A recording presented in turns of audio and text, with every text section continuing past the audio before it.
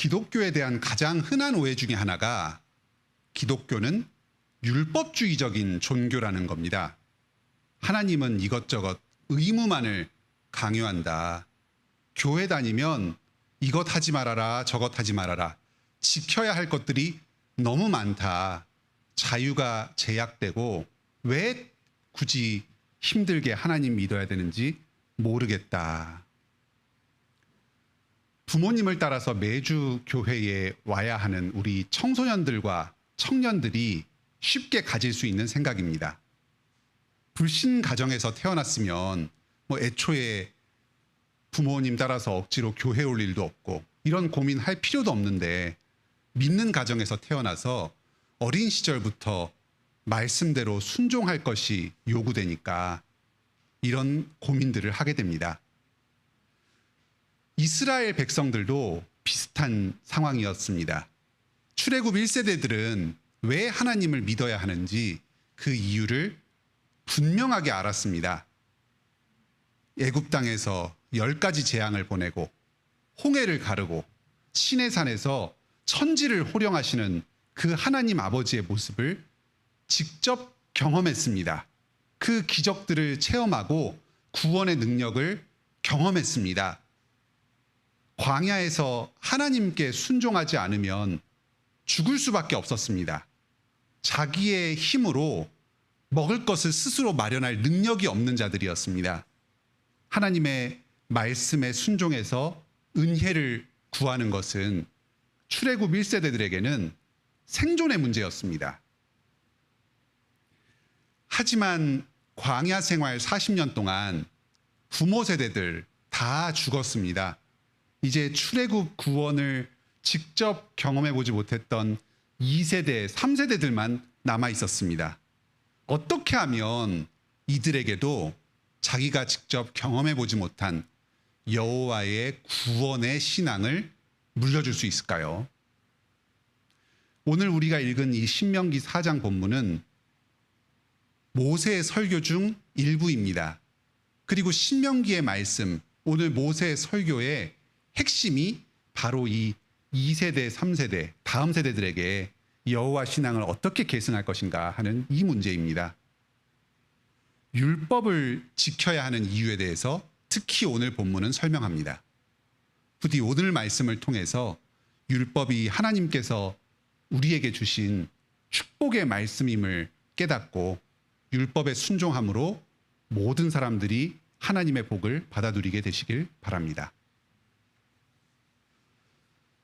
먼저 율법을 순종하면 생명과 땅을 얻습니다. 하나님께서 약속하셨습니다. 4장 1절에 이스라엘아 이제 내가 너희에게 가르치는 규례와 법도를 듣고 준행하라.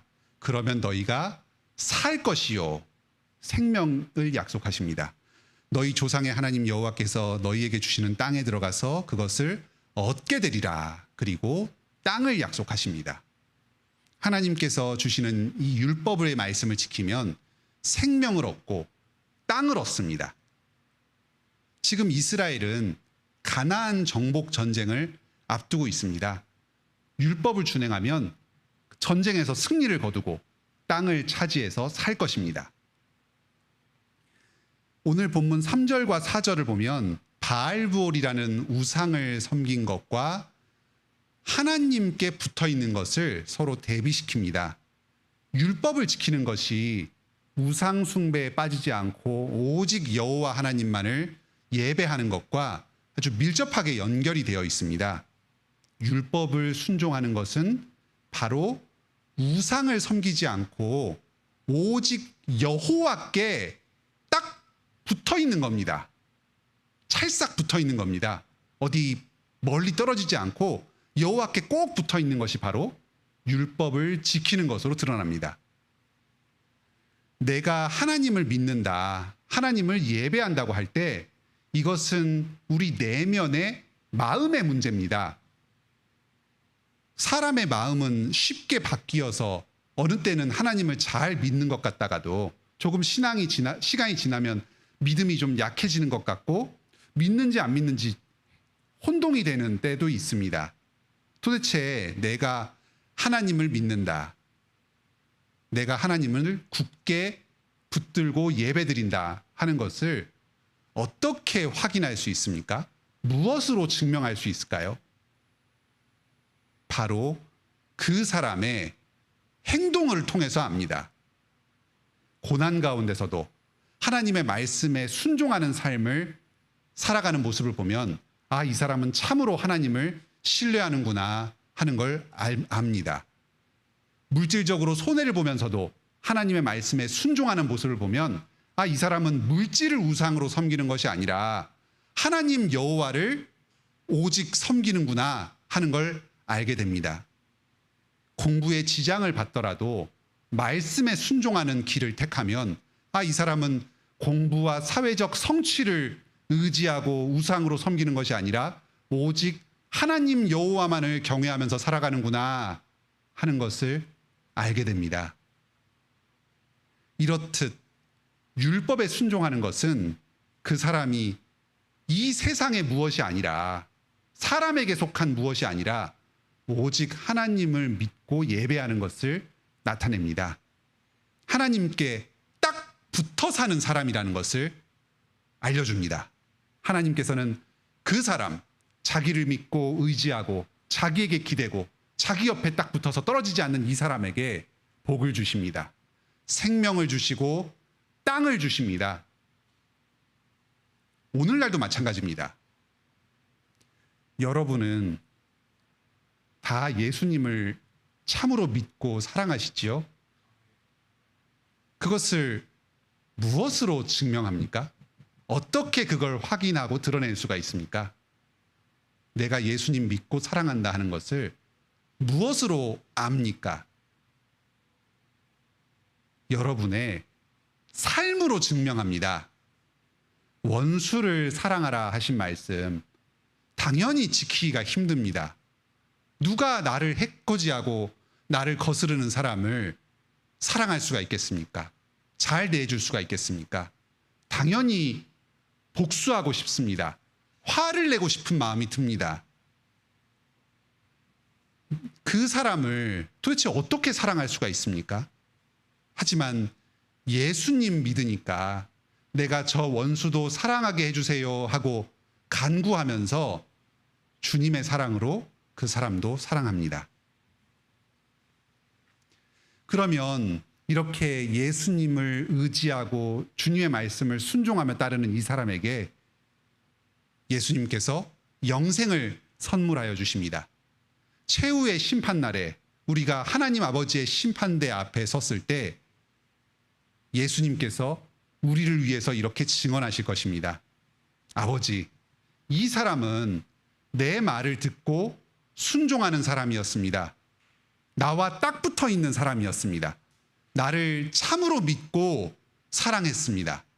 나의 의로움을 보시고 바로 나와 함께 서 있는 이 사람, 나와 같은 길을 가는 사람, 내 곁에 찰싹 붙어 있는 이 사람의 영생을 허락하여 주시옵소서. 아버지께서 이 아들의 말씀을 들으실 때에 우리의 모든 죄를 용서해 주시고 영생을 선물하여 주실 것입니다. 땅을 기업으로 주실 것입니다. 영원한 천국, 하나님 나라를 상속하게 될 것입니다. 율법에 순종함으로 하나님과 예수 그리스도에 대한 믿음을 드러내고 이 모든 복을 다 누리는 우리 성도님들 되시길 바랍니다. 지금까지 율법에 순종함으로 생명과 땅을 얻는다는 말씀을 들었습니다. 둘째로 율법에 순종하면 하나님의 영광을 드러내게 됩니다. 율법에는 하나님의 성품이 담겨 있습니다. 우리가 율법을 지키기 힘들어하는 까닭은 그것이 우리의 악한 본성을 거스르기 때문입니다. 살인하지 말라고 합니다. 하지만 우리는 복수하고 싶습니다. 화를 내고 싶습니다. 나를 무시하고 자존심을 건드리는 그 사람에게 화를 내고 싶습니다. 다른 사람을 지배하고 내 맘대로 부리고 싶은 마음이 우리에게 다 있습니다. 나의 이익을 위해서라면 얼마든지 나보다 약한 사람 짓밟고 함부로 하려는 마음이 우리에게 있습니다. 하지만 하나님께서는 함부로 복수하지 말고 엄격한 절차에 따라서 그 사람에게 죄의 형벌을 묻는 율법을 주셨습니다. 심지어는 살인자라 할지라도 그 사람이 도피성으로 피신해서 보복당하지 않고 목숨을 부지할 수 있도록 마련해 주셨습니다. 이렇듯 율법 하나하나에는 단지 우리를 억압하기 위해서 주어진 무의미한 규정들이 아닙니다. 하나님의 사랑과 자비와 공의가 그 조문 하나하나에 다 스며들어 있습니다. 이스라엘에 주어진 하나님의 율법은 당시 주변의 나라들에서는 유래를 찾아볼 수 없는 아주 고상하고 탁월한 정신이 담겨 있었습니다. 히브리 종에 관한 규정에서는 재산 등의 이유로 동족을 종으로 삼아서 부릴 때에 함부로 대하지 말고 비록 종이지만 같은 이스라엘 형제 한 사람으로 사랑으로 대하도록 하였고 그 사람이 빚을 다 갚으면 자유롭게 풀어주도록 규정하고 있었습니다. 고아와 과부와 나그네와 같이 당시의 사회적 약자들을 배려하고 대접해 주도록 하는 율법들이 있었습니다. 이런 것들은 주변 다른 나라 법들에서는 흔적조차 찾아볼 수 없는 그런 탁월하고 독특한 규정들이었습니다. 하나님의 율법에는 지혜와 지식들이 담겨 있습니다. 백성들이 이 율법에 순종하면서 이 율법의 정신을 이루면서 살 때에 그 사회가 아주 아름답고 수준 높은 그 문명을 이루면서 살아갈 수가 있었습니다. 사회적인 질서와 안정을 갖추고서 행복을 누리면서 살 수 있도록 마련해 주셨습니다. 그뿐 아닙니다. 하나님 나라의 영광을 드러내며 살게 됩니다. 약육강식의 야만적인 그 이방인들이 이스라엘의 이 율법에 담긴 수준 높은 문화를 보면, 도덕을 보면 자연스럽게 자기들의 그 문화와 대비가 됩니다. 하나님께 감탄하고 하나님을 높이고 영광 돌리게 됩니다. 저절로 삶의 모습을 통해서 전도가 이루어지는 것입니다. 오늘날에도 우리 교회는 이 세상에 빛과 소금으로 부름을 받았습니다. 산 위의 동네요, 높이 들린 등불로 이 어둠 가운데 있는 세상에 하나님의 빛을 비추도록 부름받았습니다. 사람들이 우리의 착한 행실을 보고 하늘 아버지께 영광을 돌릴 것입니다. 우리는 택하신 족속이요, 왕 같은 제사장이요, 거룩한 나라요, 주의 소유된 백성입니다. 우리를 어두운 데서 불러내서 그의 기이한 빛에 들어가게 하셔서 그 그리스도의 아름다운 덕을 선포하도록 하셨습니다. 어떻게 하면 우리가 이 영광의 빛을 이 어두운 세상 가운데 비칠 수 있습니까? 어떻게 하면 이 그리스도의 아름다운 덕을 이 세상에 선포할 수가 있습니까? 바로 하나님의 율법을 순종함으로써 그럴 수 있습니다. 우리가 세상과 다른 하나님의 법에 따라 살아갈 때에 세상 사람들은 우리의 삶의 모습을 통해서 이 어두운 세상 속에서 한 줄기 빛을 발견하게 됩니다. 그리스도의 아름다운 덕을 보게 됩니다. 하나님께로 나아오게 될 것입니다. 이 일이 이루어지려면 우리가 진심이어야 합니다. 단지 의무적으로, 형식적으로 시키니까 마음은 그렇지 않은데 그냥 몸만 신용으로 행하는 것으로는 우리 주변에 있는 사람들에게 아무런 감동도 감화도 주지 못합니다.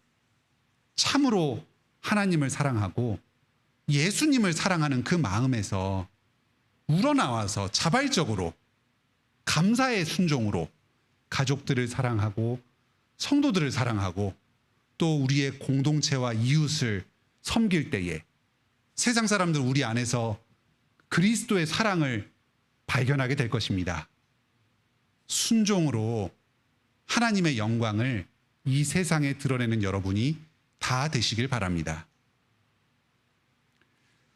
지금까지 율법에 순종함으로 생명과 땅을 얻고 하나님의 영광을 이 세상에 드러낸다는 말씀을 들었습니다.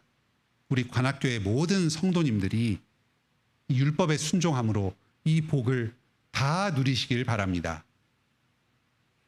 그런데 우리 중에 누가 과연 율법의 일부라도 지킬 수 있는 사람이 있습니까? 어떻게 원수를 사랑할 수가 있겠습니까? 마음으로 미워하는 것도 살인하는 것이다 하셨는데 우리 중에 누가 여기서 떳떳할 수가 있습니까? 우리로서는 도저히 생명과 땅을 얻을 수가 없습니다.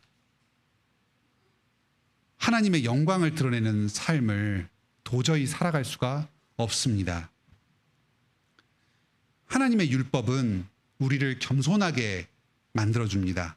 하나님께 우리의 죄를 회개하게 합니다. 오직 그리스도만을 의지하게 합니다. 그리스도께서 나의 죄를 용서하시지 않으면 우리는 이 율법을 도저히 지킬 수가 없고 그 율법을 어긴 심판으로 저주로부터 피할 수가 없습니다 하면서 그리스도께 피하게 됩니다. 그리고 성령님께 간구하게 됩니다. 저희의 마음을 정결하게 하여 주셔서 예수 그리스도의 피로 용서해 주시고 죄를 없애 주셔서 하나님의 율법에 순종할 수 있는 힘과 능력을 허락하여 주시옵소서 간구하게 됩니다. 그럴 때 성령님께서 우리 가운데 율법을 지켜 행할 수 있는 힘을 조금씩 공급하여 주십니다. 하나님의 율법의 말씀을 통해서 더욱더 자신의 죄를 회개하고 그리스도를 의지하는 여러분 되시길 바랍니다. 성령님께 율법을 지켜 행할 힘을 주시길 간절히 구하시길 바랍니다. 그럴 때 삼위일체 하나님께서 여러분의 삶을 통해서 율법을 조금씩 지키게 하여 주시고 자신의 영광을 드러내실 것입니다. 땅과 영생을 여러분에게 선물로 주실 것입니다. 오직 예수 그리스도를 의지하여 성령님께 기도함으로 이 복을 받아 누리시는 우리 관악교회 성도님들 다 되시길 바랍니다.